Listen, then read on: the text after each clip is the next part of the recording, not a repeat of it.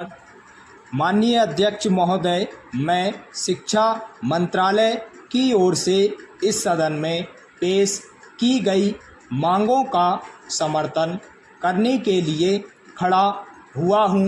विचारणीय विषय है कि शिक्षा की कोई एक राष्ट्रीय नीति निर्धारित करने में हम अभी तक सफल नहीं हुए हैं। अक्सर ऐसा माना जाता है कि शिक्षा केंद्र सरकार का विषय नहीं है, बल्कि यह राज्य सरकार का विषय है।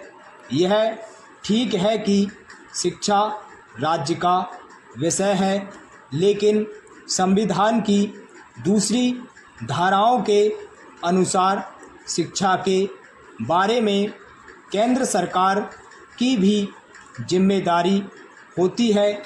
इस विषय पर अनेक बार चर्चा हुई है, चाहे यह नए शिक्षा मंत्री के कारण हो, चाहे भारत सरकार की शिक्षा नीति के प्रति दृष्टिकोण में परिवर्तन के कारण हो।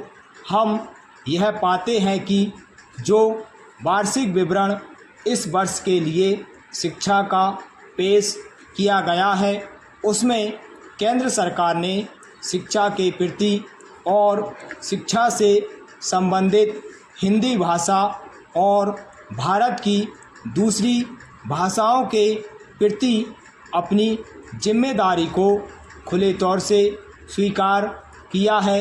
इसलिए सरकार की नीति में दृष्टिकोण में जो परिवर्तन हुआ है, उसका मैं हृदय से स्वागत करता हूं और उसके लिए शिक्षा मंत्री जी को बहुत बहुत धन्यवाद देता हूं।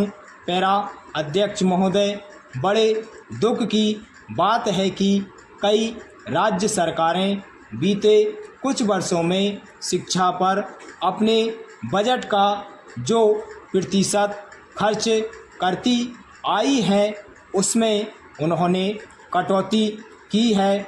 ऐसी हालत में संविधान में सरकार पर शिक्षा के लिए और लोगों को शिक्षित करने की जो जिम्मेदारी सौंपी है, उसको सरकार कैसे पूरा कर सकेगी, यह बात समझ से परे है। कोई भी ऐसा प्रगतिशील देश नहीं है जहां हमारे देश की तरह शिक्षा को सबसे पीछे रखा जाता है और उस पर इतना कम खर्च किया जाता है। पश्चिमी देशों ने काफ़ी पहले विज्ञान को अपनाया, लेकिन हम इस 21वीं सदी में अपनी शिक्षा नीति को बदल भी नहीं सके हैं।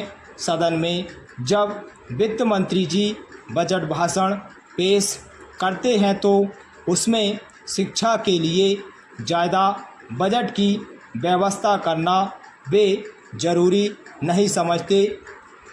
पैरा माननीय अध्यक्ष महोदय, मैं आपसे निवेदन करना चाहता हूं कि मुझे अपनी बात कहने के लिए कुछ समय और दिया जाए, जिससे शिक्षा जैसे महत्वपूर्ण मद पर बजट की राशि में आवश्यकता अनुसार प्रावधान कर राज्यों को आवंटित करके शिक्षा का स्तर सुधारने की कोशिश हो सके।